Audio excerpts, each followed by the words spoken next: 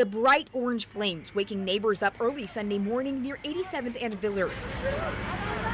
Less than 10 hours later, a similar sight at an apartment complex near 45th in Hampton. Yeah, it's sad.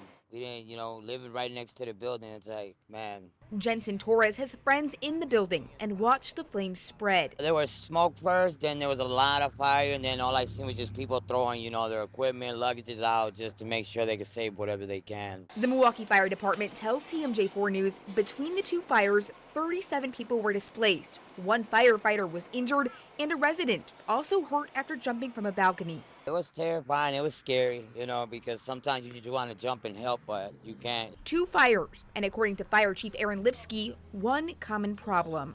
This apartment complex on Hampton was built in 1973, and this apartment on Villard was built in 1962, meaning neither is required to have sprinklers. A grandfather clause in a Wisconsin state law doesn't require buildings built before 1974 to be retrofitted with sprinkler systems. State leaders would need to pass legislation to make it mandatory. That's really bad for the population. We do need sprinklers because when stuff like this happen and, the firefighter's still not here, at least that could be started and, it could be less fire and less injuries.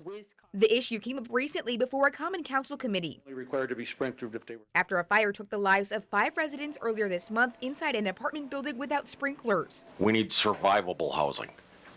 We need survivable housing. Fire Chief Lipsky now doubling down on his message, and residents without sprinklers like Torres agree. I think it's time for, landlords and owners to start, thinking about people's safety, especially when there's kids around. The Red Cross is assisting those displaced in both fires. We have more information on our website. In Milwaukee, Kaylee Starrell, TMJ4 News.